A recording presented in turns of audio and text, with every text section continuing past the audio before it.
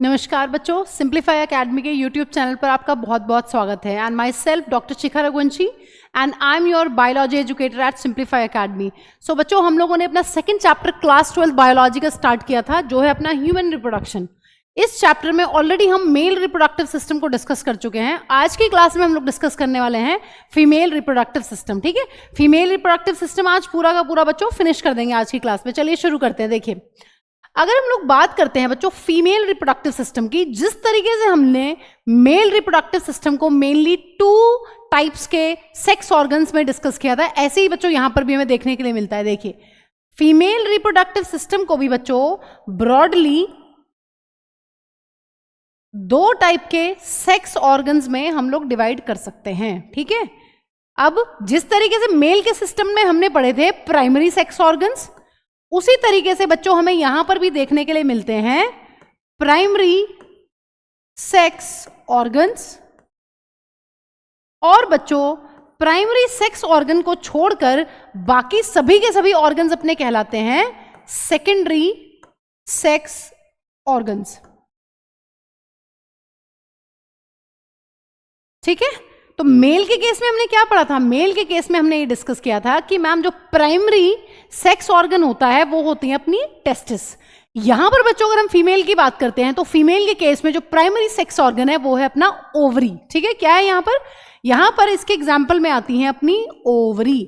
और ओवरी कितनी होती है बच्चों? ओवरी होती है मैम 1 पेयर, यानी कि 2 इन नंबर। ठीक है, होती क्या है बच्चों? प्राइमरी सेक्स ऑर्गन किसको बोलते हैं? प्राइमरी सेक्स ऑर्गन बच्चों वो होता है which is involve in the production और formation of female gamete. Primary sex organ ma'am उसको कहते हैं जो फीमेल गैमीट बनाए। जैसे कि फीमेल गैमीट क्या होता है बच्चों? फीमेल गैमीट का मतलब है ओवम। और दूसरा इंपॉर्टेंट रोल जो होता है प्राइमरी सेक्स ऑर्गन का ma'am, it is involve in the production या फिर formation of sex organs, hormones, female sex hormones. ठीक है, सो यहां पर प्राइमरी सेक्स ऑर्गन को ही बच्चों डिटेल में डिस्कस कर लेते हैं। इसको करते हैं नेक्स्ट स्लाइड पर डिस्कस। ध्यान से सुनिए, प्राइमरी सेक्स ऑर्गन होती हैं ओवरी। ओवरी अपनी होती है 2 इन नंबर, यानी कि 1 पेयर। प्राइमरी सेक्स ऑर्गन उसको बोलते हैं जो इन्वॉल्व होता है इन the production of female gamete, यानी कि ओवम। और बच्चों प्राइमरी सेक्स ऑर्गन से ही निकलते हैं अपने फीमेल के हॉर्मोन्स। अगर हम यहां पर बात करते हैं बच्चों, सो यहां पर जो एग्जाम्पल आ जाएगा हॉर्मोन्स का वो अपना आ जाने वाला है प्रोजेस्टेरॉन। एंड बच्चों जो दूसरा हार्मोन यहां पर होता है वो होता है अपना एस्ट्रोजन। ठीक है, ये क्या है यहां पर? एक minute, let me erase it. And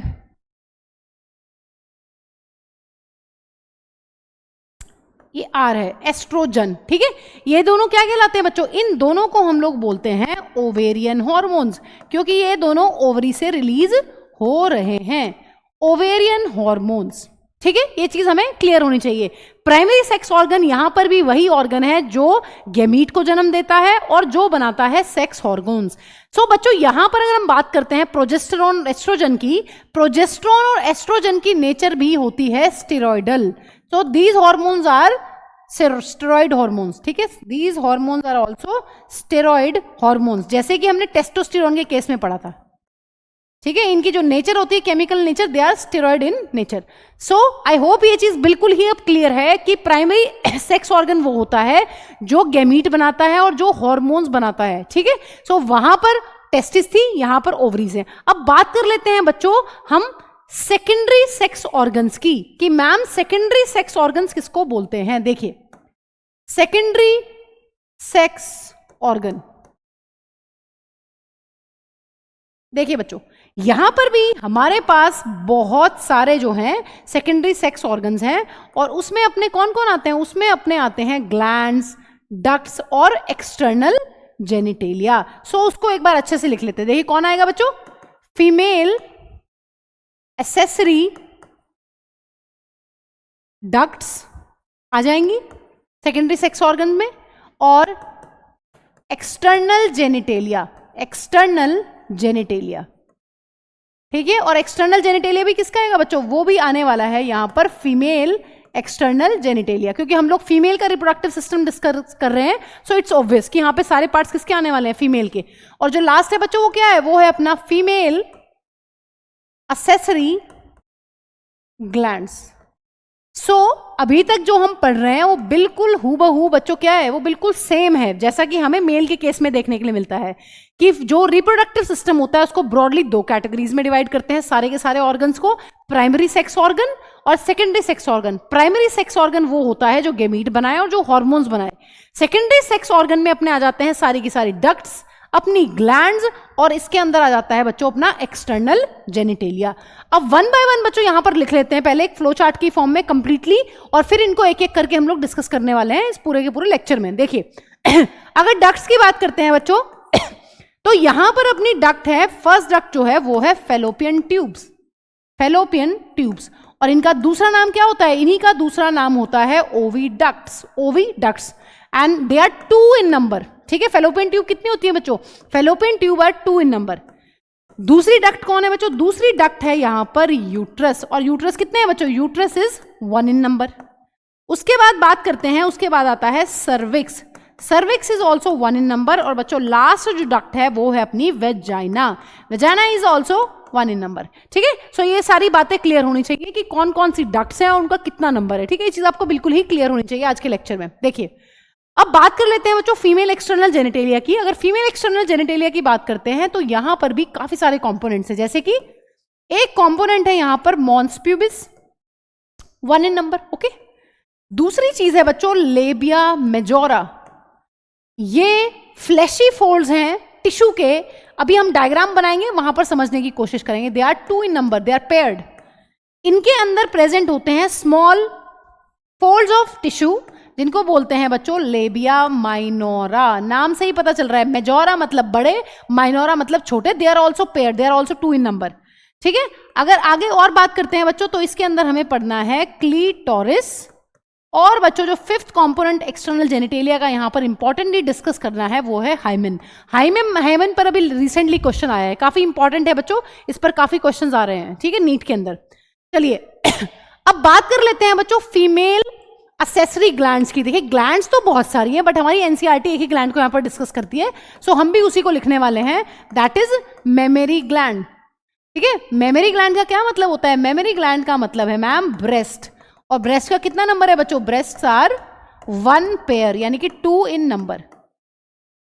ठीक है, तो ये चीज पूरी की पूरी क्लियर होनी चाहिए कि सेकेंडरी सेक्स ऑर्गन्स हैं अपने डक्ट्स, अपने ग्लैंड्स और अपना एक्सटर्नल जेनिटेलिया. अगर बच्चों हम इनकी लोकेशन की यहां पर बात करें एक बार तो हमें देखने के लिए मिलता है कि जो अपनी ओवरीज हैं, ठीक है, which are primary sex organ, और जो अपनी फीमेल असेसरी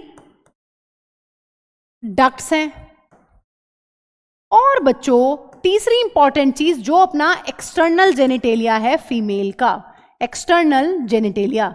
अगर हम इनकी लोकेशन की बात करते हैं तो बच्चों ये कहां लोकेटेड है, ये तीनों ही चीजें लोकेटेड होती हैं located in the pelvis reason. Located in the pelvis reason. ये सब कहां लोकेटेड है, ये मैम सारे के सारे लोकेटेड है पेल्विस रीजन के अंदर. हमने मेल के केस में भी देखा था कि मैम जो हमारा मेल का रिप्रोडक्टिव सिस्टम होता है basically it is present in the pelvis region, but ma'am जो टेस्टिस होती हैं दे आर एक्स्ट्रा एब्डोमिनल, है ना, to maintain the process of sperm formation. क्योंकि बॉडी का टेम्परेचर जो है वो 37 होता है, उस पर स्पर्म का फॉर्मेशन पॉसिबल नहीं है, इसलिए टेस्टिस को कहां रखा गया है, इसलिए टेस्टिस को रखा गया है बच्चों बॉडी से बाहर in a pouch which is called as scrotum. ठीक है, ये चीज हमने पढ़ ली थी. अब अगर हम बात करते हैं बच्चों आगे, सो यहां पर हमें पता है कि मैम हमने तो यहां पर ग्लैंड्स भी पढ़ी हैं. ग्लैंड्स कौन सी पढ़ी हैं बच्चों, मेमरी ग्लैंड्स. अब मेमरी ग्लैंड्स का लोकेशन बताइए क्या होता है, मेमरी ग्लैंड्स का लोकेशन अपना रहता है ma'am thoracic region. Thoracic region, ठीक है, जहां पर अपने लंग्स पड़े हुए हैं उस रीजन के अंदर ही अपनी ब्रेस्ट की लोकेशन होती है. ठीक है, thoracic region of the body. अब एनसीईआरटी की एक इंपॉर्टेंट लाइन है जो आपको नीट के लिए ध्यान रखनी है कि ये सारे के सारे ऑर्गन्स, चाहे प्राइमरी सेक्स ऑर्गन हो चाहे सेकेंडरी सेक्स ऑर्गन हो बच्चों, दे ऑल आर इंटीग्रेटेड. इनके लिए एक चीज याद रखनी है, primary and secondary sex organs are integrated structurally and functionally to support various processes, various processes, NCERT की लाइन है, ध्यान रखना है। अब कौन कौन सी प्रोसेसेस में इन्वॉल्व हैं, देखिए ध्यान से सुनिए, इसी पर बेस्ड है, बिल्कुल अभी अच्छे से याद हो जाएगा। हाँ जी, ओवरीज में क्या होता है बच्चों, ओवरी में कौन सी प्रोसेस होती है, ओव्यूलेशन। अभी पढ़ेंगे हम कि सेकेंडरी oocyte जो है वो ओवरी से रिलीज होता है, उसी को बोलते हैं ओव्यूलेशन। फिर हम आए थे बच्चों डक्ट्स पर। हमें पता है फेलोपियन ट्यूब के अंदर कौन सी प्रोसेस देखने के लिए मिलती है, फेलोपियन ट्यूब के अंदर मैम देखने के लिए मिलती है हमें फर्टिलाइजेशन। फिर यूट्रस, यूट्रस के अंदर क्या होता है बच्चों, यूट्रस के अंदर मैम होती है इम्प्लांटेशन, यानी कि पूरा का पूरा प्रेगनेंसी। उसके बाद बच्चों जो अपनी सर्विकल कैनाल है और जो अपना वेजाइना, उससे क्या होता है मैम, उससे होता है birth, birth of the baby. और हमें पता है ये जो अपनी ग्लैंड है ये क्या करती है बच्चों, ये करती है मैम, ये इन्वॉल्व होती है child care, they are involve in child care. तो ये चीज बिल्कुल ही क्लियर होनी चाहिए। ये पूरा आप एक पेज पे पूरा फ्लो चार्ट की फॉर्म में इसको बनाएंगे, ठीक है। कैसे बनाना है आपको नोट्स में प्राइमरी सेक्स ऑर्गन्स, और यहां पर इसको पूरा फिनिश कर देंगे। ये पूरा आपको नीचे लिखना है, ठीक है, ये पूरा यहां पर इस तरीके से लिख देना है। फिर सेकेंडरी सेक्स ऑर्गन के नीचे आप ऐसे एक फ्लो चार्ट बनाएंगे, उसमें आप डक्ट्स दिखाएंगे, एक्सटर्नल जेनिटेलिया बताएंगे और आप ग्लैंड्स बताएंगे। और फिर बच्चों इन सबको आप लिखेंगे इस तरीके से कि ये सारे पेल्विस रीजन में प्रेजेंट है, वो थोरैसिक रीजन में प्रेजेंट है। और ये सारे के सारे जो ऑर्गन्स हैं अपने, चाहे ग्लैंड्स हो, चाहे डक्ट्स हो, चाहे एक्सटर्नल जेनिटेलिया हो, चाहे अपनी ओवरीज हो, they are structurally and functionally integrated to support these processes. Ovary involve होती है ओव्यूलेशन में, फर्टिलाइजेशन होता है फेलोपियन ट्यूब के अंदर, यूट्रस के अंदर होती है इम्प्लांटेशन या प्रेगनेंसी पूरी की पूरी चलती है, प्रेगनेंसी का पूरा पीरियड। और बर्थ कहां से होता है, बर्थ कैनाल से। बर्थ कैनाल क्या होती है बच्चों, वेजाइना प्लस सर्विकल कैनाल, अभी पढ़ रहे हैं। और चाइल्ड केयर, चाइल्ड केयर के लिए बच्चों क्या है, चाइल्ड केयर के लिए है मैम अपनी मेमोरी ग्लैंड्स, क्योंकि यही उस बच्चे को क्या करती है, नरिश करती है, ठीक है। चलिए, तो ये चीज बिल्कुल ही आपको क्लियर होनी चाहिए। अब बात कर लेते हैं बच्चों diagrammatic sectional view of female reproductive system, ठीक है। देखिए अब हम क्या कर रहे हैं हम एक बार डायग्राम बना लेते हैं, फिर वन बाय वन करके इन सभी पार्ट्स को हम डिटेल में डिस्कस करने वाले हैं। देखिए ठीक है, इस तरीके से आप यहां पर,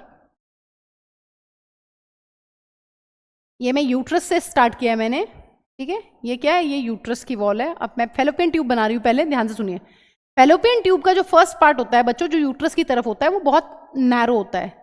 उसके बाद धीरे धीरे धीरे जब सेकंड पार्ट बनाएंगे, जो सेकंड पार्ट है अपना, वो थोड़ा सा यहाँ पर ब्रॉड बनने वाला है इस तरीके से। और बच्चों यहाँ पर जो फेलोपियन ट्यूब का अपना थर्ड पार्ट है, वो हल्का सा फनल शेप्ड होने वाला है। इस तरीके से आप उसको थोड़ा सा फनल शेप बनाएंगे, और उसके अंदर होते हैं बहुत सारे इस तरीके से फिंगर लाइक प्रोजेक्शंस। तो यहाँ पर शेप जो है, जब आप डायग्राम बना रहे हैं, वो बहुत इंपॉर्टेंट है समझना, उसको बनाते हुए समझते हुए बनाना। क्यों, क्योंकि जो यहां पर हम बनाएंगे वही हमें थ्योरी में आगे चलकर लिखना है। अब ध्यान से सुनिए, देखिए लेबलिंग कर रहे हैं, साथ साथ लेबलिंग कीजिए और नोट्स को भी थोड़ी देर में लिखते हैं। देखिए हमें पता है कि मैम यहां पर कहीं प्रेजेंट है अपनी ओवरीज, एक ओवरी यहां प्रेजेंट है, ठीक है। चलिए पहले डायग्राम ही पूरा कर लेते हैं। इस साइड भी हम क्या करते हैं, एक बार यूट्रस की आउटलाइन इस तरीके से ड्रॉ कर लेते हैं,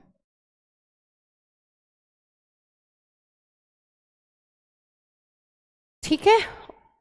and this is uterine fundus. यहाँ पर फिर से ये दूसरी फेलोपियन ट्यूब, और दूसरी फेलोपियन ट्यूब में मैम पहला पार्ट नैरो, फिर दूसरा पार्ट ये थोड़ा सा ब्रॉड, और फिर मैम यहाँ पर होने वाला है अपना क्या बच्चों, यहाँ पर मैम हम बना लेंगे फनल शेप्ड एक पार्ट इस तरीके से, और यहाँ पर बना लेंगे फिंगर लाइक प्रोजेक्शंस, और मैम एक ओवरी अपनी यहाँ भी होगी, ठीक है। अब ध्यान से सुनिए, ठीक है। हमें पता है मैम ये है ओवरी, ठीक है। ओवरी की लेंथ कितनी होती है बच्चों, ओवरी की जो लेंथ है वो होती है 2 से 4 मीटर। हम देख सकते हैं कि जो ओवरी है वो दोनों साइड पर प्रेजेंट है, 2 से 4 सेंटीमीटर की ओवरी होती है। एक ओवरी एब्डोमिनल रीजन में इस साइड है, मतलब एब्डोमिनल रीजन में दोनों तरफ जो है वो एक एक ओवरी प्रेजेंट है, एक इधर एक इधर, ठीक है। अब बच्चों यहां से लेकर यहां तक जो ये पूरा पार्ट है, ये क्या कहला रहा है, इसको मैम हम लोग बोल रहे हैं फेलोपियन ट्यूब। ये क्या है, ये है फेलोपियन ट्यूब या फिर ओविडक्ट। ये भी 2 इन नंबर है, ध्यान से देखिए, ओवरी भी 2 इन नंबर है, यहां पर फेलोपियन ट्यूब भी 2 इन नंबर है। अब फेलोपियन ट्यूब का जो बच्चों फर्स्ट पार्ट है, आप देख सकते हैं ये फनल शेप्ड पार्ट है इस तरीके से, ये वाला पार्ट, इतना पार्ट, इसको क्या बोलते हैं, इसको हम लोग बोल रहे हैं इनफंडीबुलम। इन फंडीबुलम, फर्स्ट पार्ट है ना, और किसके करीब है ये करीब होता है मैम ओवरी के। अब दूसरा पार्ट फेलोपियन ट्यूब का बच्चों ये वाला पार्ट है, जहां पर आप देख सकते हैं कि मैम ये हल्का सा ब्रॉड नजर आ रहा है। ये हल्का सा कैसा पार्ट है बच्चों, ये हल्का सा ब्रॉड पार्ट है, यहीं पर होने वाली है फर्टिलाइजेशन। और बच्चों जो थर्ड और लास्ट पार्ट है फेलोपियन ट्यूब का, जो यूट्रस से मिला हुआ है, यूट्रस से ज्वाइन कर रहा है जो, उसको हम लोग बोलते हैं इस्थमस, इस्थमस।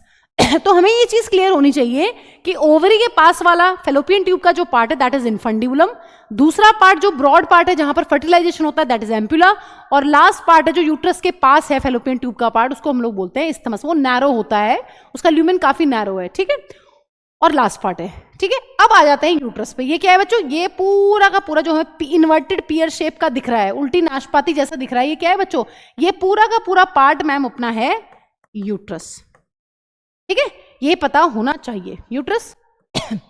अब यूट्रस के भी बच्चों बहुत सारे पार्ट है, जिस तरीके से हमने उधर देख लिया है कि फेलोपियन ट्यूब में कौन कौन से पार्ट हैं, इसी तरीके से यूट्रस के भी पार्ट है। देखिए यूट्रस का ये वाला पार्ट जो है, ये वाला पार्ट जो ऊपर है, ये कहलाता है यूट्राइन फंडस, यूट्राइन फंडस।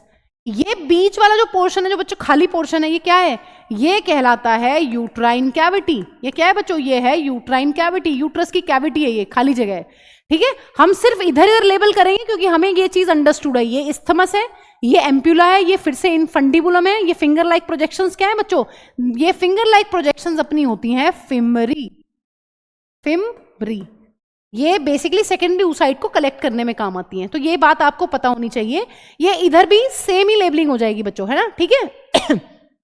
सो ये सेम है उधर से। अब बात कर लेते हैं यहाँ की, जो यूट्रस है, यूट्रस के कौन कौन से पार्ट्स हैं। एक तो ये है बच्चों यूट्राइन फंडस, इसको बोलते हैं मैम यूट्राइन कैविटी। ये है मैम वॉल ऑफ यूट्रस। अगर यूट्रस की वॉल की बात करते हैं बच्चों, जो सबसे बाहर वाली लेयर है उसको हम लोग बोलते हैं पेरीमेट्रियम। जो मेट्रियम वर्ड है बच्चों वो यूज होता है यूट्रस के लिए, ठीक है। सबसे बाहर वाली लेयर का क्या नाम है, सबसे बाहर वाली लेयर का नाम है मैम पेरीमेट्रियम, ठीक है। और बीच में क्या है बच्चों, बीच वाली लेयर को हम लोग बोलते हैं मैम मायोमीट्रियम। क्या बोलते हैं, मायोमीट्रियम।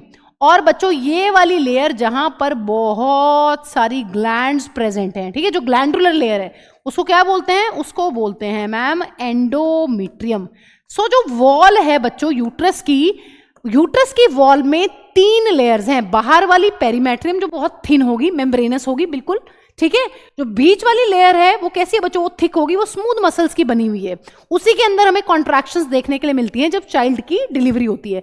और जो बच्चों अंदर वाली लेयर है, सबसे ज्यादा अंदर वाली लेयर है, वो होती है ग्लैंडुलर लेयर। उसके अंदर क्या होती है, बहुत सारी ग्लैंड्स प्रेजेंट होती हैं, ठीक है। और ये मेंस्ट्रुअल साइकिल के टाइम पर इसी के अंदर साइक्लिक चेंजेस हमें हर मंथ देखने के लिए मिलते हैं। सो इस तरीके से यहां पर हमने देख लिया है कि यूट्रस की जो है वॉल जो है वो 3 लेयर से बनी हुई है, पेरी, मायो एंड एंडोमीट्रियम। अब अगर हम बात करते हैं बच्चों इन ऑर्गन्स की, क्या मैम ये ऑर्गन्स हवा में लटके हुए हैं, है ना, पेल्विक रीजन में क्या यूट्रस, ओवरी सब हवा में लटके हुए हैं, नहीं। लेकिन ध्यान सुनिए जो ओवरी होती है बच्चों, वो ओवरी इस तरीके से लिगामेंट की हेल्प से अटैच होती हैं यूट्रस से, ठीक है। यूट्रस से क्या है, यूट्रस से मैम जो ओवरी है वो कनेक्टेड है, किसकी हेल्प से, लिगामेंट की हेल्प से। और हमें पता है हमारी यहां पर रहने वाली है क्या बच्चों, यहां पर रहने वाली है पेल्विक वॉल।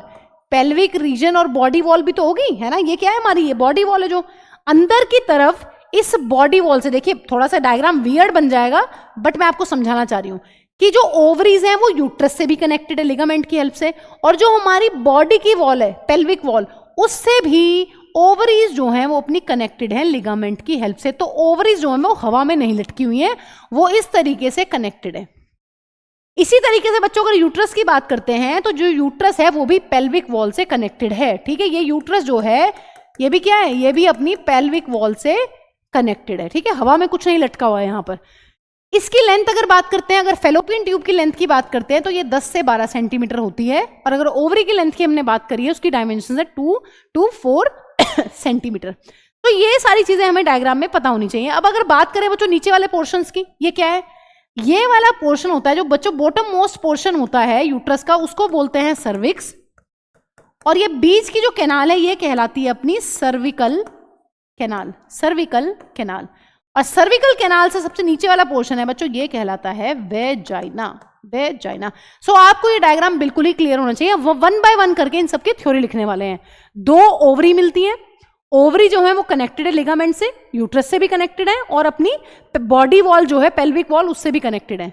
फिर अगर हम बात करते हैं फेलोपियन ट्यूब की, 3 पार्ट है उसके, infundibulum which is nearer to the ovary, then ampulla, then isthmus. Isthmus part जो है वो लास्ट पार्ट है, उसका नैरो ल्यूमेन है और वो यूट्रस के पास वाला पार्ट है, ठीक है।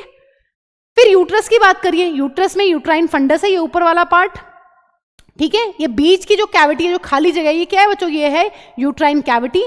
जो नीचे वाला, सबसे नीचे वाला पार्ट है यूट्रस का, उसको बोलते हैं सर्विक्स, और यहां पर बीच में है सर्विकल कैनाल, और सबसे नीचे वाला पार्ट है वेजाइना। सो ये सारी चीजें हमें यहां पर क्लियर होनी चाहिए। अब हम क्या करते हैं, अब हम इसको वन बाय वन कर इनके बारे में सारी इंफॉर्मेशन लिख लेते हैं। देखिए अगर मैं बच्चों एक टिपिकल ओवरी का डायग्राम ड्रॉ करूं तो वो कुछ ऐसी दिखती है, इस तरीके से। ये हमें पता है क्या है, ये लिगामेंट्स है, और मैम ये इस तरीके से अपनी ओवरी है, ठीक है। और जो यहां पर ओवरी है बच्चों, ओवरी के ऊपर बहुत ही थिन सेल्स की एक लेयर प्रेजेंट है, ठीक है। यहां पर क्या है, यहां पर ओवरी कवर्ड होती है एक थिन एपिथीलियम से, ठीक है। ओवरी जो है वो किससे कवर्ड है, ओवरी इज, इसी के बारे में लिख लेते हैं। डायमेंशन हमने लिख ली है बच्चों। अगर हम बात करते हैं ओवरी की लेंथ की, हमें पता है, देखिए कुछ कुछ बातें हमें पता चल चुकी है, बार बार लिखने का कोई फायदा नहीं है। ओवरी 1 पेयर है, ovary primary female sex organ है, ये सब पता है, और क्यों है ये भी पता है। सो अगर लेंथ की बात करते हैं तो लेंथ इज 2 to 4 सेंटीमीटर, ठीक है। और बच्चों present 1 on each side of abdomen, है ना, एक एक ओवरी प्रेजेंट है एब्डमन के दोनों साइड्स में। नेक्स्ट बच्चों और क्या है, और है ovary is connected to uterus and pelvic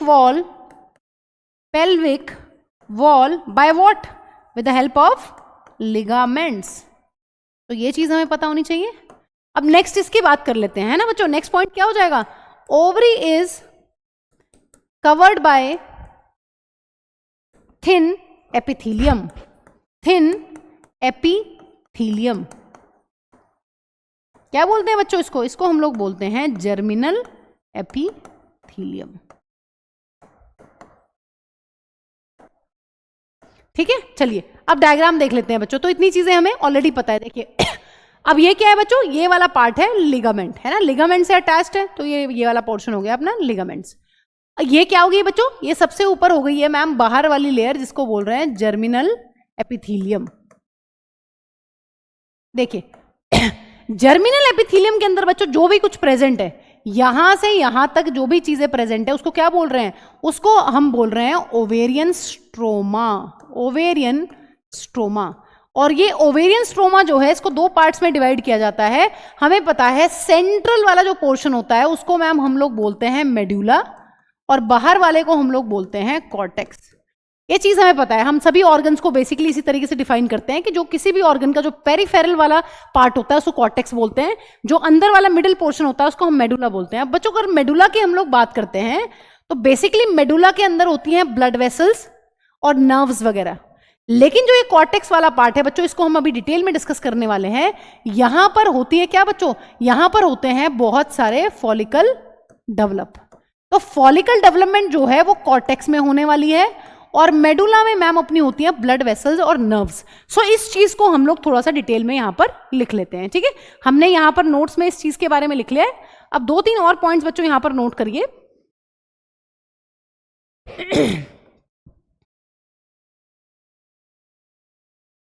ovarian stroma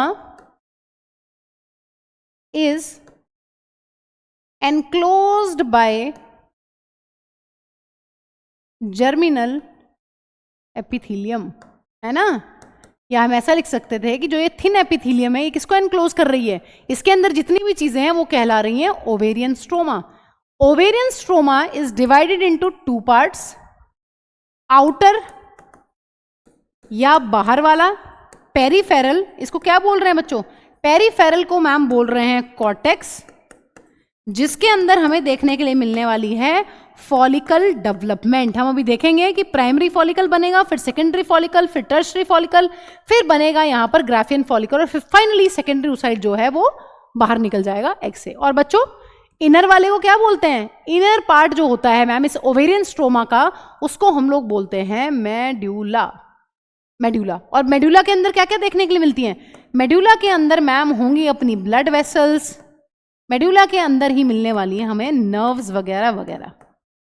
ठीक है, सो ये चीज बच्चों बिल्कुल ही ओवरी के बारे में सारे के सारे पॉइंट्स क्लियर होने चाहिए कि लेंथ 2 to 4 सेंटीमीटर है, एक ओवरी प्रेजेंट है एब्डोमेन के दोनों साइड, और ओवरी जो है वो यूट्रस और पेल्विक वॉल से अटैच होती है with the help of ligaments. Ovary के ऊपर एक पतली पतली सेल की लेयर होती है जिसको हम लोग बोलते हैं थिन एपिथेलियम या फिर जर्मिनल एपिथेलियम। और इस जर्मिनल एपिथेलियम के अंदर जो भी चीज होती है उसको क्या बोल रहे हैं? उस सारे के सारे चीज को हम बोल रहे हैं ओवेरियन स्ट्रोमा। ओवेरियन स्ट्रोमा के आगे फर्दर 2 पार्ट्स हैं, बाहर वाले को बोलते हैं कॉर्टेक्स और अंदर वाले पोर्शन को बच्चों बोलते हैं मेड्यूला। ठीक है, और क्या क्या इनमें हमें देखने के लिए मिलता है ये हम ऑलरेडी डिस्कस कर चुके हैं। ठीक है, चलिए अब बात कर लेते हैं बच्चों, हमने ओवरी को तो डिस्कस कर लिया है, अब हम लोग बात कर लेते हैं फेलोपियन ट्यूब यानी ओविडक्ट की। ठीक है, ओविडक्ट कितनी होती है बच्चों? ओविडक्ट हमें पता है कि ma'am oviduct are also 2 in number यानी कि 1 पेयर। ठीक है, देखिए कहां से कहां एक्सटेंड होती है बच्चों? Fallopian tube extends from the periphery of ovary to uterus. सही बात है कि नहीं बच्चों? बिल्कुल सही स्टेटमेंट है। अगर स्टेटमेंट बेस्ड क्वेश्चन आएगा तो ये स्टेटमेंट जो है बिल्कुल सही है कि जो फेलोपियन ट्यूब है वो ओवरी की पेरीफेरी से स्टार्ट होकर यूट्रस तक पहुंचती हैं। अब कितने पार्ट हैं बच्चों? इस फेलोपियन ट्यूब के अपने 3 पार्ट्स हैं। ठीक है, फर्स्ट पार्ट कौन सा है बच्चों? Which is nearer to the ovary, infundibulum. Infundibulum. अगर इनफंडीबुलम के बारे में हमें लिखना हो तो क्या लिखेंगे बच्चों? It is a funnel shaped part present closer to the ovary। किसके पास है बच्चों? ओवरी के पास है। ठीक है, ओवरी के पास वाला पार्ट है। और क्या होता है बच्चों इसके अंदर? Infundibulum possess finger like projections called, क्या नाम है बच्चों? फिंगर लाइक प्रोजेक्शंस को मैम अपने बोलते हैं फिमरी। क्या बोलते हैं बच्चों? फिमरी। और फिमरी का फंक्शन क्या होता है? That is very important. Fimbria का क्या फंक्शन होता है बच्चों? फिमरी का फंक्शन होता है ma'am in the collection of secondary oocyte after ovulation. अभी पढ़ेंगे डिटेल में, आगे सब समझ में आ जाएगा, लेकिन इस चीज को पढ़ने की जरूरत यहीं पर है लिखने की, इसलिए लिखवा दिया है। देखिए इस बार पहले एनसीईआरटी में गलत दिया रहता था, 2024 तक बच्चे जो एनसीईआरटी पढ़ते थे उसमें गलत दिया हुआ था। उसमें ये दिया हुआ था, एक डायग्राम दिया हुआ था एनसीईआरटी का जो हम आगे डिस्कस करेंगे उसमें दिया हुआ था कि ओवम रिलीज होता है ओवरी से, लेकिन इस बार एनसीईआरटी ने उसको करेक्ट कर दिया है। इस बार की जो अपडेटेड एनसीईआरटी आने वाली है उनमें सेकेंडरी oocyte की जगह उस चीज को ओवम की जगह सेकेंडरी oocyte कर दिया गया है। तो ओवरी से कभी भी ओवम रिलीज नहीं होता है ओव्यूलेशन के टाइम पर, ओवरी से सेकेंडरी oocyte रिलीज होता है बच्चों ओव्यूलेशन के टाइम पर। तो ये चीज करेक्ट करी एनसीईआरटी ने इस बार। थ्योरी में तो ठीक ही लिखा हुआ था, थ्योरी में भी स्लैश लगा के लिखा हुआ था, एक्चुअली में सही नहीं था वो, अब पूरा का पूरा करेक्ट कर दिया गया है। तो हमें क्या ध्यान रखना है? हमें ये ध्यान रखना है कि ओवरी से सेकेंडरी oocyte रिलीज होता है, ना कि ओवम। ठीक है, ओव्यूलेशन का मतलब है release of secondary oocyte from ovary. So इसी चीज को कलेक्ट करता है कौन बच्चों? इसी चीज को फिमरी कलेक्ट करती है। फिमरी क्या है? इस तरीके से फेलोपियन ट्यूब का जो पार्ट है इनफंडिबुलम, उसकी फिंगर लाइक प्रोजेक्शंस हैं, और इस तरीके से जैसे ही ओवरी से एग रिलीज होगा ये इसको क्या करती हैं? ये इसको कैप्चर कर लेती हैं। ठीक है, तो इनका रोल इसी के अंदर है। अब बच्चों पढ़ लेते हैं सेकंड पार्ट। हाँ जी, सेकंड पार्ट क्या था बच्चों? सेकंड पार्ट जो है मैम अपना फेलोपियन ट्यूब का वो है एम्प्यूला। एम्प्यूला क्या है बच्चों? एम्प्यूला मैम जो है ये wide part of fallopian tube है, wide part of fallopian tube या फिर ओविडक्ट, सबसे वाइड पार्ट है।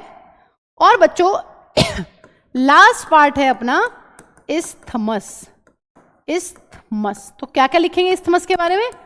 लास्ट पार्ट है फेलोपियन ट्यूब का, with narrow lumen. Narrow lumen का मतलब है जो अंदर की खाली जगह है वो बहुत कम है, बहुत ही पतला रास्ता है इसके अंदर, ठीक है, बहुत ही पतला है, ठीक है। और बच्चों किसको ज्वाइन करता है ये वाला part? It joins the uterus. Finally जो ये पार्ट है ये लीड कर जाता है बच्चों अपना यूट्रस के अंदर। सो ये सारी बातें हमें पता होनी चाहिए। अब एनसीईआरटी की अगर हम समरी पढ़ेंगे, वहां पर मैं आपको पढ़ाऊंगी एक बार पूरी की पूरी समरी, तो वहां पर आप देखेंगे वहां पर स्पेशली ये चीज दी हुई है बच्चों, साइट ऑफ फर्टिलाइजेशन। एनसीईआरटी के टेक्स्ट में या समरी में कहीं दिया हुआ है कि जो साइट ऑफ फर्टिलाइजेशन है वो क्या होता है। हमें पता है मैम साइट ऑफ फर्टिलाइजेशन तो एम्प्यूला होता है, लेकिन वहां पर दिया हुआ है एम्प्यूलरी इस्थमिक जंक्शन। तो ये बात हमें भी ध्यान रखनी है। अगर ऑप्शन में आएगा एम्प्यूला तो एम्प्यूला मार्क कर देंगे आंसर में, लेकिन अगर ऑप्शन में एम्प्यूला भी दिया होगा और ये भी दिया होगा आपको एम्प्यूलरी इस्थमिक जंक्शन, तो this will be your answer. जो साइट ऑफ फर्टिलाइजेशन होता है ह्यूमन बींग्स के अंदर वो क्या होता है बच्चों? अगर एम्प्यूलरी इस्थमिक जंक्शन दिया हुआ है तो आंसर ये होगा। एम्प्यूला और इस्थमस के जंक्शन पर जो है उनके बिल्कुल बीच में है ना, जहां पर एम्प्यूला खत्म होगा और अपना इस्थमस स्टार्ट होगा, वहां पर होने वाली है अपनी फाइनल फर्टिलाइजेशन, ठीक है। सो ये चीज आप नोट कर लीजिएगा, दिस इज इंपॉर्टेंट पॉइंट। अब बात कर लेते हैं बच्चों यूट्रस की। देखिए अगर यूट्रस को हम ध्यान से देखें तो यूट्रस की जो अपनी शेप है वो कैसी है बच्चों? शेप होती है यहां पर उल्टी नाशपाती जैसी, इन्वर्टेड पेयर शेप्ड, ठीक है, ये बात ध्यान रखनी है। ये भी किससे कनेक्टेड है बच्चों? It is also supported by ligaments, supported by ligaments, और किससे कनेक्टेड है बच्चों? And connected to the pelvic wall. Pelvic wall कुछ हवा में नहीं लटका हुआ है, सब कुछ जो है वो कनेक्टेड है। और बच्चों फाइनली यूट्रस किसमें खुल रहा है? Uterus opens into vagina through what? Through cervical canal.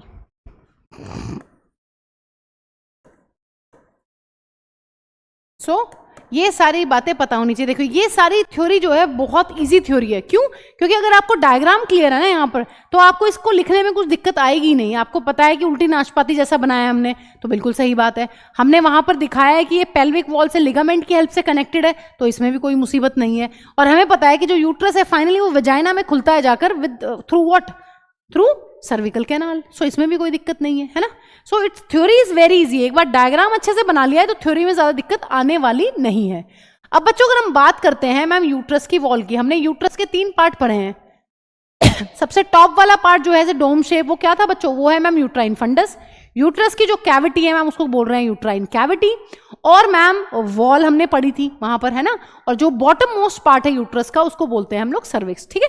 सो यहां पर हम बेसिकली वॉल को डिस्कस कर रहे हैं कि यहां पर यूट्रस की जो वॉल है उसमें 3 बेसिकली यहां पर 3 लेयर्स हैं। देखिए सबसे बाहर वाली लेयर की अगर बात करते हैं बच्चों, सबसे बाहर वाली लेयर अपनी होने वाली है पेरीमीट्रियम। नाम से ही पता चल रहा है, पेरी मतलब पेरीफ्री से ये वर्ड आया है, और मीट्रियम मतलब यूट्रस।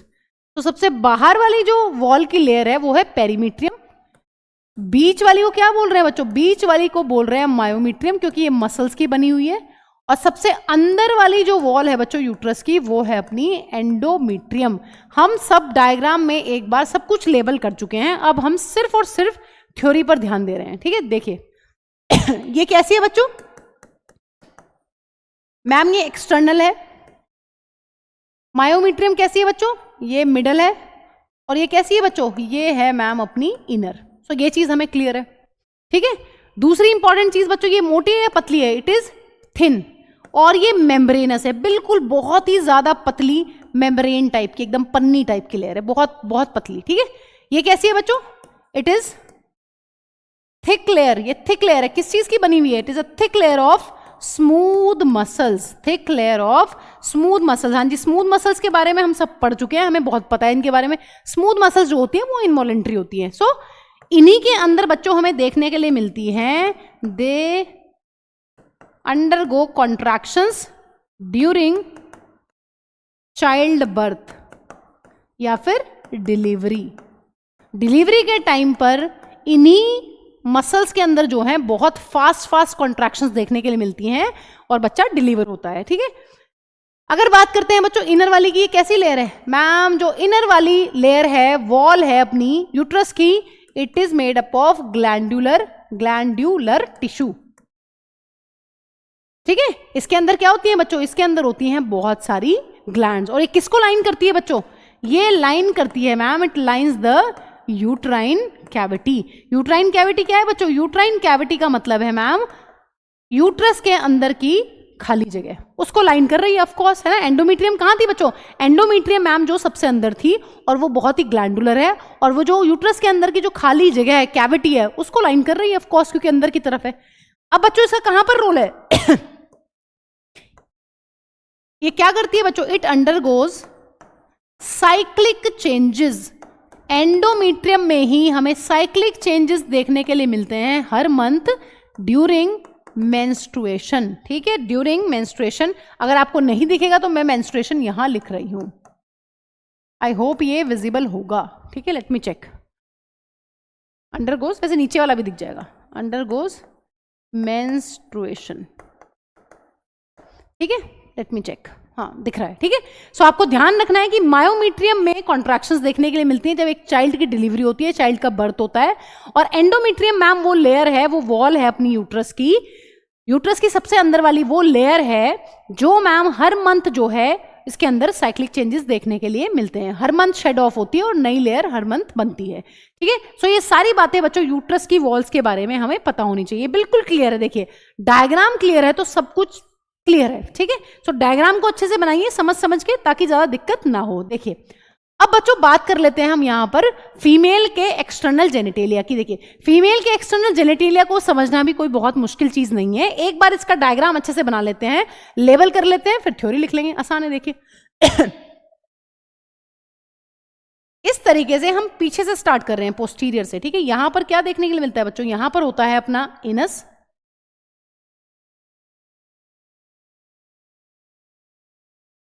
और इस तरीके से ये पार्ट है एंटीरियर। ये एंटीरियर पार्ट है बच्चों, ये पोस्टीरियर पार्ट है। ठीक है, पोस्टीरियर में क्या देखने के लिए मिलता है? पोस्टीरियर पार्ट में मैम एनस होता है, और अगर हम बात करते हैं यहां पर होता है अपनी वेजाइनल ओपनिंग, और बच्चों यहां पर होती है अपनी यूरेथ्रल ओपनिंग। ठीक है, एक बार लेबल कर लेते हैं, ये क्या है बच्चों?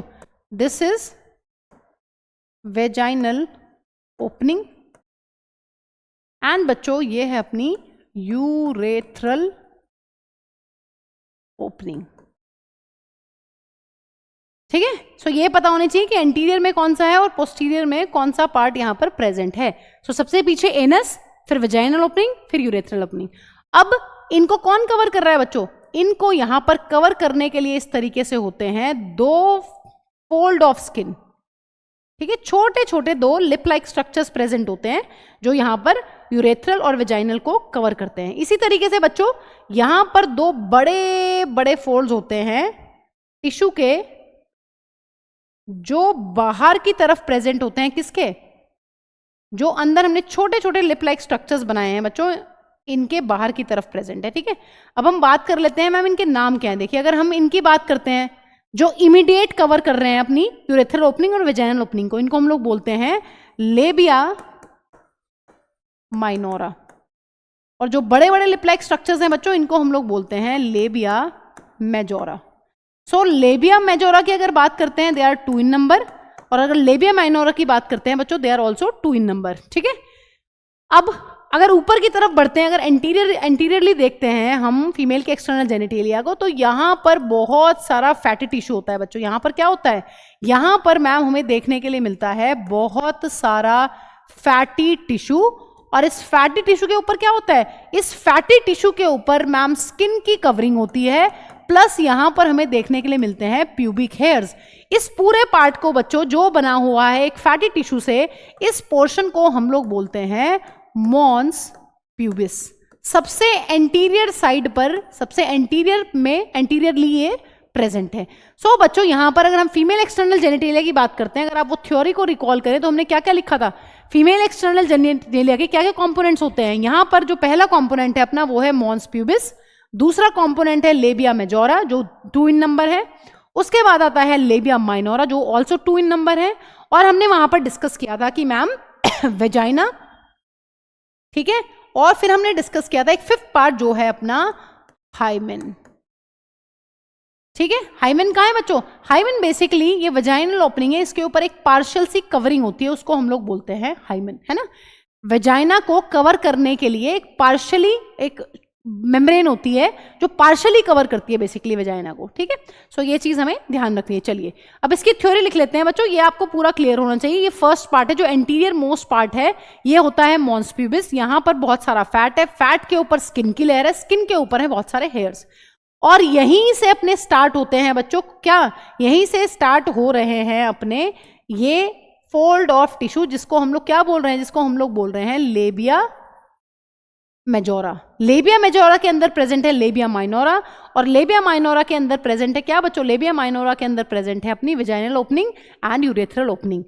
और बच्चों यहां पर एक इंपॉर्टेंट पार्ट प्रेजेंट होता है जिसका इंपॉर्टेंट रोल होता है सेक्सुअल एक्साइटमेंट में, वो यहां पर प्रेजेंट है इस तरीके से, इसको बोलते हैं क्लीटोरिस। क्लीटोरिस, क्लीटोरिस बेसिकली क्या है बच्चों? It is a tiny finger like structure जो सेक्सुअल एक्साइटेशन में जिसका इंपॉर्टेंट रोल है। तो ये पार्ट आपको पता होने चाहिए। अब इसी के अकॉर्डिंग, इसी डायग्राम के अकॉर्डिंग हम क्या करने वाले हैं, यहां पर थ्योरी को लिखने वाले हैं। इट्स टू इजी, ठीक है। देखिए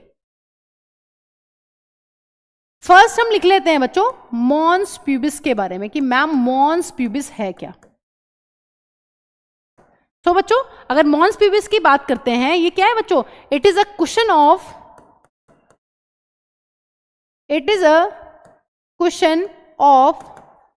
fatty tissue. It is a cushion of fatty tissue covered by what बच्चों? Skin and pubic hairs. Pubic hairs. Basically क्या होता है, अगर आपको याद हो कि जो हमारी पेल्विक गर्डल है उसके अंदर 2 बोन्स प्रेजेंट होती हैं, कॉक्सल बोन्स, है ना। 2 कॉक्सल बोन्स को मिलके हमारा पेल्विक गर्डल बनता है, अगर आपको याद है। अब कॉक्सल बोन जो है, एक कॉक्सल बोन 3 बोन्स के फ्यूजन से बनती है। कौन कौन सी बोन्स थी बच्चों? Ilium, ischium and pubis. So basically जो प्यूबिस बोन्स है वो आपस में इस तरीके से जुड़ती हैं एक कार्टिलेजनस जॉइंट से, जिसको हम लोग बोलते थे प्यूबिक सिम्फाइसिस। सो बेसिकली बच्चों उस प्यूबिक सिम्फाइसिस के ऊपर ही ये मॉन्स प्यूबिस प्रेजेंट है, इसलिए इसके नाम में प्यूबिस आ रहा है, ठीक है। सो ये वहीं पर इसकी लोकेशन है। सो जो प्यूबिक सिम्फाइसिस है उसी के ऊपर बहुत सारा क्या है बच्चों? Fatty tissue. फैटी टिश्यू के ऊपर है स्किन, और स्किन के ऊपर लगे हुए हैं बहुत सारे हेयर्स। अब अगर सेकंड पार्ट की यहां पर बात करते हैं, mons pubis is 1 in number. फिर हम बात कर रहे हैं बच्चों लेबिया मेजोरा की। तो ये क्या है बच्चों? Labia majora. मेजोरा मतलब बड़ा। तो ये हैं अपने paired large fleshy fold of tissue, पहली इंपॉर्टेंट चीज। दूसरी इंपॉर्टेंट चीज है बच्चों, ये कहां से शुरू होते हैं? Extends down the mons pubis. Mons pubis से एक्सटेंड होते हैं, शुरू होते हैं, और बच्चों कहां तक एक्सटेंड करते हैं? नीचे नीचे जाते हैं, और ये किसको सराउंड कर रहे हैं? And surround the vaginal opening.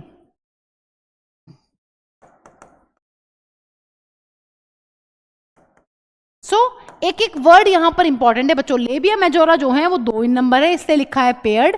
ये बड़े होते हैं साइज में, इसलिए लिखा है large fleshy fold of tissue. Extend कहां से करते हैं? हमने देखा था कि मॉन्स प्यूबिस से ये स्टार्ट होते हैं, और ये फाइनली वेजाइनल ओपनिंग को जो है बच्चों क्या करते हैं? वेजाइनल ओपनिंग को मैम ये करते हैं पूरा का पूरा सराउंड, ठीक है। अब बात कर लेते हैं बच्चों तीसरे पार्ट की। तीसरा पार्ट है यहां पर लेबिया माइनोरा। जो लेबिया माइनोरा है, जो एक्सटर्नल जेनिटेलिया का पार्ट है, they are also paired small fold of tissue. ये स्मॉलर है साइज में, ठीक है बच्चों। ये कैसे हैं? ये हैं अपने साइज में छोटे। अब अगर हम बात करते हैं यहां पर इनकी थ्योरी की, सो ये क्या कर रहे हैं बच्चों? यहां पर ये जो फोल्ड ऑफ टिश्यू है किसके अंडर प्रेजेंट है? Small fold of tissue under the labia majora. So location सबकी क्लियर होनी चाहिए, और लोकेशन तभी क्लियर होगी जब बच्चों आपने डायग्राम बहुत ही अच्छे से समझकर बनाया है। अब बात कर लेते हैं बच्चों क्लिटोरिस की। क्लिटोरिस जो है वो भी 1 इन नंबर है। क्या है ये? It is tiny finger like structure. पहली इंपॉर्टेंट चीज है टाइनी फिंगर लाइक स्ट्रक्चर। और बच्चों कहां प्रेजेंट है? Present at the upper junction of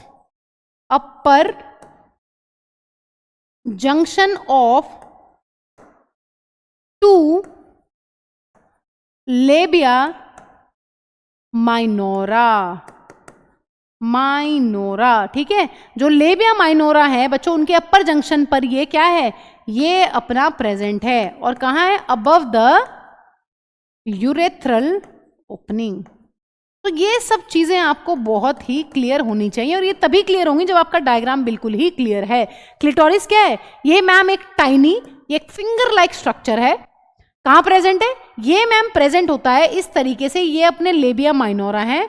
labia minora जहां पर जुड़ते हैं उनके यहां पर अपर जंक्शन पर ये क्लिटोरिस प्रेजेंट है। और एक इसके पास क्या है बच्चों? ये यहां पर कवर करता है मैम यूरेथ्रल ओपनिंग को। ये यूरेथ्रल ओपनिंग है, ये यहां पर वेजाइनल ओपनिंग है। तो ये सारी चीजें हमें क्लियर होनी चाहिए कि किसकी लोकेशन क्या है। ठीक है, अब बात कर लेते हैं बच्चों लास्ट इंपॉर्टेंट पार्ट की, जो है अपना हाइमेन। देखिए हाइमेन पर बहुत क्वेश्चंस आ रहे हैं, असर्शन, रीजन, स्टेटमेंट बेस्ड। तो इसके बारे में जो भी एनसीईआरटी लिखती है वो हमें बिल्कुल ही क्लियर होना चाहिए। हाँ जी, हाइमेन क्या है? बेसिकली हाइमेन मैम एक मेम्ब्रेन है जो पार्शियली कवर करती है किसको? जो पार्शियली कवर करती है अपनी वेजाइनल ओपनिंग को। So hymen is a membrane that partially covers the vaginal opening। अगर डायग्राम क्लियर है तो हो ही नहीं सकता कि आप थ्योरी ना लिख पाएं या आपका कोई स्टेटमेंट बेस्ड क्वेश्चन जो है यहां से गलत हो जाए। क्या है हाइमेन बच्चों? हाइमेन मैम एक मेम्ब्रेन है जो पार्शियली कवर करती है अपनी वेजाइनल ओपनिंग को, पहली चीज।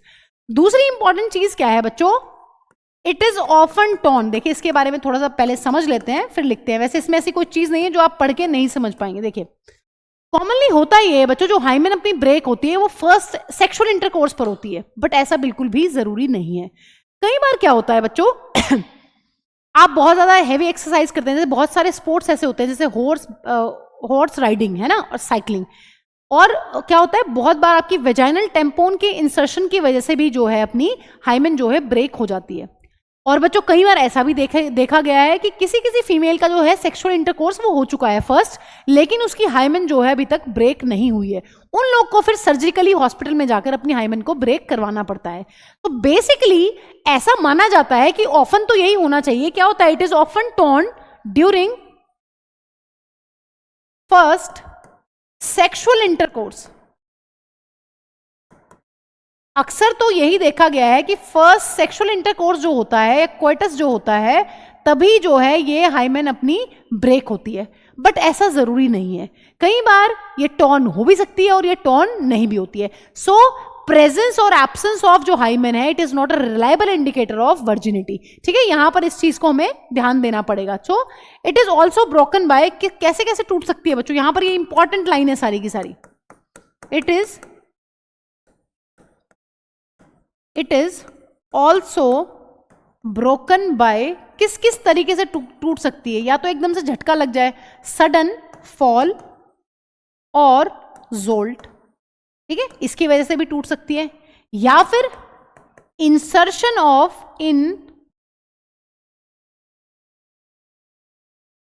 Insertion of vaginal tampons. Vaginal tampons क्या होते हैं बच्चों? जिस तरीके से पैड होते हैं, लेकिन पैड को हम क्या करते हैं, वो बाहर यूज करते हैं, लेकिन जो अपने वेजाइनल टेम्पोन्स होते हैं उनको वेजाइना के अंदर इंसर्ट किया जाता है टू कलेक्ट मेंस्ट्रुअल ब्लड और वेजाइनल की और बहुत सारी सिक्रीशंस को कलेक्ट करने के लिए। ठीक है, सो कई बार क्या होता है जब वेजाइनल टेम्पोन्स को हम इंसर्ट करते हैं वेजाइना के अंदर, तब भी हाइमेन जो है वो ब्रेक हो जाती है। ठीक है, तीसरी इंपॉर्टेंट चीज क्या है बच्चों? बहुत सारे स्पोर्ट्स हैं ऐसे, जैसे कि हॉर्स बैक राइडिंग और साइकिलिंग। तो इन केसेस में भी हाइमेन जो है ब्रेक हो सकती है। ये लाइनें बिल्कुल ही क्लियर होनी चाहिए, इसमें कोई भी डाउट नहीं होना चाहिए आपको। हाइमेन जो है वो एक मेम्ब्रेन है जो पार्शियली कवर करती है, फुल्ली कवर नहीं करती है, पार्शियली कवर करती है। किसको बच्चों? वेजाइनल ओपनिंग को। पहली चीज इंपॉर्टेंट यहां पर ये है। दूसरी इंपॉर्टेंट चीज है, ऐसा देखा गया है ऑफन कब टूटती है ये? फर्स्ट क्वाइटिस पर या फर्स्ट सेक्सुअल इंटरकोर्स पर ये ब्रेक होती है। बट ऐसा भी देखा गया है कि किसी झटके की वजह से सडन एकदम से आप गिर गए हो तब भी ये टूट जाती है। वेजाइनल टेम्पोन्स को इंसर्ट कर लिया है तब भी ये टूट सकती है, या फिर किसी स्पोर्ट्स के दौरान भी ये टूट सकती है, जैसे कि साइकिलिंग, जैसे कि हॉर्स बैक राइडिंग। और बच्चों और क्या देखा गया है? इन सम वुमेन्स, ये भी देखा गया है कुछ औरतों में, in some women it does not break, it does not break even after first coitus। अब जो फीमेल है उसका फर्स्ट सेक्सुअल इंटरकोर्स हो चुका है, बट उसकी जो हाइमेन है वो अभी तक भी ब्रेक नहीं हुई है, ऐसा भी देखने को मिला है। इसका मतलब यहां पर एक इंपॉर्टेंट पॉइंट है बच्चों बहुत ज्यादा, कि प्रेजेंस और absence of hymen is not a reliable indicator of virginity।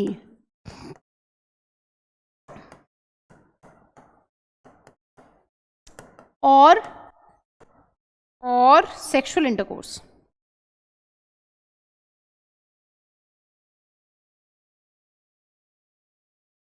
ठीक है, सो ये बात बिल्कुल ही क्लियर होनी चाहिए। हर एक पॉइंट यहां पर जो लिखा हुआ है हाइमन के बारे में वो क्लियर होना चाहिए।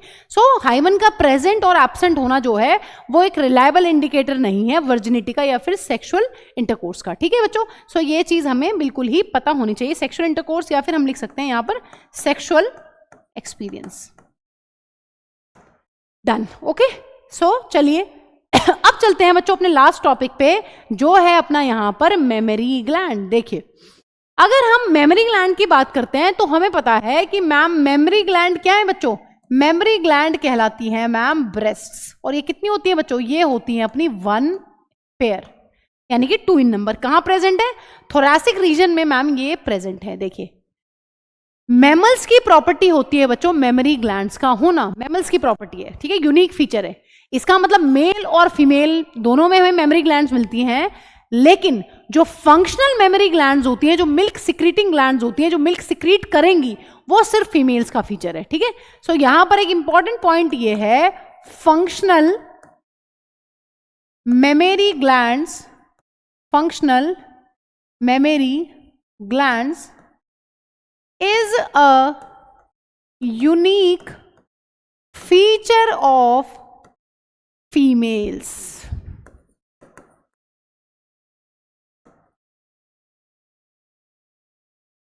ठीक है, प्रेजेंट दोनों में, मेल और फीमेल में दोनों में ही मेमोरी ग्लैंड्स प्रेजेंट होती हैं, लेकिन जो फंक्शनल मेमोरी ग्लैंड्स हैं वो हमें सिर्फ और सिर्फ किसमें देखने के लिए मिलती हैं बच्चों? वो हमें सिर्फ और सिर्फ देखने के लिए मिलती हैं सारी की सारी फीमेल्स में। Feature of all female mammals. ठीक है, ये चीज बिल्कुल ही क्लियर होनी चाहिए। देखिए, अगर हम बात करते हैं बच्चों कॉम्पोजिशन की, मैम एक मेमोरी ग्लैंड के अंदर है क्या? Composition of memory gland. तो बच्चों यहां पर 2 चीजें होती हैं। एक मेमोरी ग्लैंड के बेसिकली यहां पर 2 पार्ट्स हैं। कौन कौन से पार्ट हैं बच्चों यहां पर? एक पार्ट होता है मैम अपना ग्लैंडुलर टिश्यू वाला पार्ट, है ना, ग्लैंडुलर टिश्यू, जो क्या करेंगी? जो करेंगी मिल्क सिक्रीशन का काम, वो सारा काम। ठीक है, वो वाला पार्ट है एक तो। और बच्चों एक पार्ट होता है यहां पर फैट पार्ट। सो जो फैट वाला पार्ट होता है ना बच्चों एक ब्रेस्ट के अंदर, वो वेरिएबल होता है, वो फीमेल टू फीमेल जो है वेरी करता है। सो बेसिकली अगर हम बात करते हैं मेमोरी ग्लैंड की, तो यहां पर 2 पार्ट है, ग्लैंडुलर टिश्यू और फैट। ग्लैंडुलर टिश्यू जो है वो सभी फीमेल्स में सेम मिलने वाला है, वही 15 to 20 मेमोरी लोब्स मिलेंगे, लेकिन जो बच्चों फैट वाला पार्ट है वो वेरिएबल होता है और वही डिसाइड करता है size of the breast in different females. ठीक है, क्या होने वाला है? अब एक बार हम लोग क्या करते हैं, पहले यहां पर एक डायग्राम बना के देख लेते हैं, सेक्शनल व्यू देख लेते हैं अपना मेमोरी ग्लैंड का। देखिए ध्यान से सुनिए, जिस बच्चे को डायग्राम इस चैप्टर में क्लियर है उसको कोई भी क्वेश्चन गलत नहीं होने वाला है। ठीक है, अब हम क्या कर रहे हैं, अब हम साइड व्यू देख रहे हैं। अब हमने क्या किया हुआ है, इस तरीके से फीमेल की बॉडी को कट किया है और हम साइड से कट सेक्शन देख रहे हैं ब्रेस्ट का। देखिए कैसा होगा। हमें पता है यहाँ साइड में क्या होंगे बच्चों, साइड में जब हम इस तरीके से काट रहे हैं तो मैम यहाँ पर रिब्स भी हैं हमारी 12 इन नंबर, है ना, वो भी कटेंगी, उनका सेक्शन भी यहाँ पर आएगा। तो इस तरीके से यहाँ पर हमें देखने के लिए मिलने वाली है 1 2 3 4 5 6 7 8 9 10 11 12। ये क्या है बच्चों, ये मैंने बनाई है रिब्स, ठीक है। और यहीं पर चेस्ट रीजन में क्या होती है बच्चों, चेस्ट रीजन में मैम यहां पर एक मसल होती है जिसको हम लोग क्या बोलते हैं, यहां पर एक मसल प्रेजेंट है बच्चों। उस मसल का क्या नाम होता है, उस मसल को हम लोग बोलते हैं मेजर पेक्टोरालिस मेजर मसल, ठीक है। अगर हम कट सेक्शन लेते हैं तो हमें इस तरीके से देखने के लिए मिलता है। अब देखिए अब क्या है बच्चों, अब हमें पता है कि मैम अब हम लोग ड्रॉ करने वाले हैं पूरी की पूरी फीमेल की ब्रेस्ट को। देखिए इस तरीके से। अगर हम बात करते हैं एक फीमेल की ब्रेस्ट की या फिर मेमोरी ग्लैंड की बच्चों, तो यहां पर एक स्टार्टिंग में एक पार्ट होता है जिसको हम लोग क्या बोलते हैं, जिससे बच्चा जो है वो मदर का मिल्क सक करता है, इसको हम लोग बोलते हैं निप्पल, ठीक है। और निप्पल के चारों तरफ जो है यहां पर एक पिगमेंटेड सा एरिया प्रेजेंट होता है, उसका नाम होता है क्या बच्चों, एरियोला, एरियोला। सो अगर हम फ्रंट व्यू देखते हैं किसी ब्रेस्ट का तो हमें ऐसा नजर आएगा बच्चों, ये है ब्रेस्ट, यहां पर ये एरियोला वाला रीजन है और यहां पर कहीं मैम सेंटर में होने वाला है निप्पल, ठीक है। ये कैसा व्यू है, ये अपना है फ्रंट व्यू, ये निप्पल और ये है पिगमेंटेड पार्ट जिसको बोल रहे हैं एरियोला। सो इस तरीके से हमें यहां पर ये ब्रेस्ट में देखने के लिए मिलता है। देखिए अगर हम बात करते हैं बच्चों एक ब्रेस्ट की, देखिए अब हम एक ब्रेस्ट को डिस्कस कर रहे हैं। जो नंबर होता है वो काफी इंपॉर्टेंट होता है नीट के लिए, जो सवाल बनते हैं वहां पर चांसेस है कि सवाल गलत ना हो जाए, तो ध्यान रखिए। देखिए अगर हम एक ब्रेस्ट की यहां पर बात करते हैं बच्चों, एक ब्रेस्ट के अंदर जो है 15 से 20 मेमोरी लोब्स होते हैं। मैंने क्या बोला, 15 से 20 जो हैं अपने मेमोरी लोब्स यहां पर इस तरीके से हमें देखने के लिए मिलते हैं। मैं यहां पर 3 ड्रॉ कर रही हूं, ठीक है। और मैम यहां पर क्या मिलने वाला है बच्चों ये जो अपने लोब्स हैं, इन लोब्स के बीच में यहां पर मिलने वाला है फैट। यहां सब क्या होगा बच्चों, यहां पर सब होने वाला है अपना इस तरीके से फैट, ठीक है। ये सारा क्या है बच्चों, ये सारा यहां पर इस तरीके से होगा फैट। मतलब हमने अभी पढ़ा है पीछे कि मैम अगर हम बात करते हैं मेमोरी ग्लैंड की, तो मेमोरी ग्लैंड में बेसिकली 2 ही पार्ट हैं। एक तो फैट वाला पार्ट है, वो फैट वाला पार्ट जो है वो फीमेल टू फीमेल वेरी करेगा, ठीक है। ये कौन सा पार्ट है बच्चों, ये सारा का सारा है अपना फैट वाला portion of a memory gland या फिर ब्रेस्ट। और बाकी क्या है बच्चों, बाकी ये सारा जो बनाने जा रहे हैं ये सारा आता है अंडर ग्लैंडुलर टिश्यू। देखिए अब मैंने आपको बताया है कि यहां पर एक ब्रेस्ट के अंदर 15 से 20 क्या होते हैं बच्चों, मेमोरी लोब्स। कितने होते हैं, 15 to 20 मेमोरी लोब्स जो हैं वो प्रेजेंट हैं। अब इन मेमोरी लोब्स के अंदर बच्चों इस तरीके से क्लस्टर होते हैं सेल्स के। इन मेमोरी लोब्स के अंदर क्या है, इन मेमोरी लोब्स के अंदर मैम मिलने वाले हैं इस तरीके से बहुत सारे cluster of cells, group of cells जो मिल्क को सिक्रीट करते हैं, ठीक है। पहले ही बना लेते हैं। तो यहां पर पहला पार्ट हो गया है मेमोरी लोब। मेमोरी लोब के अंदर बहुत सारे इस तरीके से प्रेजेंट होते हैं cluster of cells. In cluster of cell को हम लोग बोलते हैं एल्वियोली। क्या है बच्चों, क्लस्टर ऑफ सेल क्या बोल रहे हैं, ग्रुप ऑफ सेल्स को जो मिल्क को सिक्रीट करेंगे उनको बोलते हैं हम लोग एल्वियोली। अब इन एल्वियोली से बच्चों डक्ट्स निकलती हैं इस तरीके से। हर एक एल्वियोली की क्या होगी, हर एक एल्वियोली की होने वाली है अपनी डक्ट इस तरीके से। इस डक्ट का क्या नाम होता है, इस डक्ट को हम लोग बोलते हैं मेमोरी टिब्यूल, मेमोरी टिब्यूल, ठीक है। क्या पढ़ लिया है हमने मैम अभी तक ये पढ़ लिया है कि एक ब्रेस्ट के अंदर 15 से 20 मेमोरी लोब्स होते हैं। उन मेमोरी लोब्स के अंदर हमें मिलने वाले हैं इस तरीके से क्या, क्लस्टर ऑफ सेल्स। उन क्लस्टर ऑफ सेल्स को हम लोग बोल रहे हैं क्या बच्चों, क्लस्टर ऑफ सेल को मैम बोलते हैं एल्वियोली। ये एल्वियोली क्या करती हैं बच्चों, ये एल्वियोली मैम यहां पर मिल्क को सिक्रीट करके यहां पर स्टोर कर लेती हैं ल्यूमेन के अंदर। ये क्या है बच्चों, ये पार्ट कहलाता है lumen of alveoli, lumen of alveoli. और इस ल्यूमेन ऑफ एल्वियोली के अंदर क्या रखा हुआ है, यहां पर मैम पड़ा हुआ है मिल्क, है ना, सिक्रीट करके इस ल्यूमेन में डाल लेते हैं। अब देखिए क्या होता है अब यहां पर बच्चों एक लोब के अंदर जितनी टिब्यूल्स प्रेजेंट हैं, एक लोब के अंदर जितनी टिब्यूल्स प्रेजेंट हैं वो जुड़ जुड़ कर इस तरीके से यहां पर बनाती हैं क्या बच्चों, यहां पर वो जन्म देती हैं किसको, मेमोरी डक्ट को। क्या नाम है बच्चों, सारी की सारी मेमोरी टिब्यूल्स जो एक मेमोरी लोब के अंदर प्रेजेंट है वो जुड़ जाती हैं और वो यहां पर मिलकर बनाती हैं मेमोरी डक्ट। इसका मतलब यह है, अगर मैं आपसे नंबर पूछ लूं कि बच्चों मेमोरी डक्ट का नंबर कितना होने वाला है, तो आप कहेंगे कि मैम मेमोरी डक्ट का नंबर उतना ही होगा जितने यहाँ पर हमारे मेमोरी लोब्स हैं। तो 15 से 20 ही मेमोरी डक्ट हमें देखने के लिए मिलने वाली है। और हर एक लोब में से बच्चों इसी तरीके से क्या निकलेगी, हर एक लोब में से मैम निकलने वाली है अपनी इसी तरीके से जुड़ जुड़ के क्या, मेमोरी डक्ट। यहां पर भी इसी तरीके से, ठीक है। क्या पढ़ लिया है, मेमोरी लोब, मेमोरी लोब के अंदर क्लस्टर ऑफ सेल, ये अपने ल्यूमेन में मिल्क को सिक्रीट करते हैं। इन ल्यूमेन की जो डक्ट होती है वो कहलाती है मेमोरी टिब्यूल। और ये सारी की सारी मेमोरी टिब्यूल जितनी भी प्रेजेंट हैं एक लोब के अंदर, ये जुड़कर जब बाहर निकलती हैं तो उसको बोलते हैं मेमोरी डक्ट। अब बच्चों क्या होता है, अब यहां पर जितनी मेमोरी डक्ट्स हैं क्या करती हैं, यहां पर ये वाली मेमोरी डक्ट और से फॉर एग्जांपल ये वाली मेमोरी डक्ट भी जुड़ जाएंगी और जुड़कर यहां पर एक सूजा हुआ सा पोर्शन बनाने वाली हैं, है ना। इस तरीके से ये जुड़ेंगी और ये क्या करेंगी, देखिए ये बहुत सारी जुड़ी टिब्यूल्स, बहुत सारी जुड़कर उन्होंने एक डक्ट बनाई। अब डक्ट थोड़ी बहुत, जैसे कि 3 4 5 6 डक्ट जुड़कर एक एम्प्यूला बनाएंगे। ये क्या है, ये पोर्शन कहलाता है बच्चों अपना मेमोरी एम्प्यूला, मेमोरी एम्प्यूला। सो यहां पर ये चीज बिल्कुल ही क्लियर होनी चाहिए। बहुत सारे मेमोरी एम्प्यूला हमें देखने के लिए मिलेंगे और ये सारे के सारे जो मेमोरी एम्प्यूला है, से फॉर एग्जांपल यहां पर भी एक एम्प्यूला बना है, ये सारे के सारे एम्प्यूला जो है फर्दर आगे लीड कर जाएंगे बच्चों एक और डक्ट में। इस डक्ट का नाम होता है लेक्टिफेरस डक्ट। लेक्टिफेरस डक्ट जो है ये वही डक्ट है जिसके थ्रू बच्चा जो है मदर का मिल्क जो है सक करने में सक्षम हो पाता है। सो हमें ये वाली सीक्वेंस बच्चों बिल्कुल ही यहां पर याद होनी चाहिए।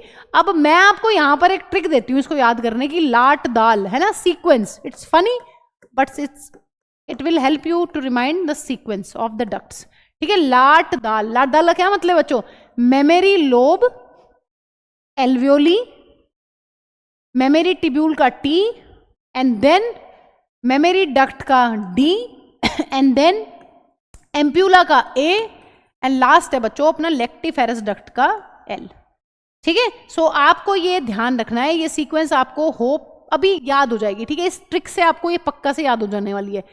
Memory lobe, alveoli, memory tubule, memory duct, memory ampulla and finally lactiferous duct. तो ये स्ट्रक्चर आपको बिल्कुल ही क्लियर होना चाहिए। चलिए इसकी थ्योरी को अब हम लिख लेते हैं। देखिए लिखिए, ईच ब्रेस्ट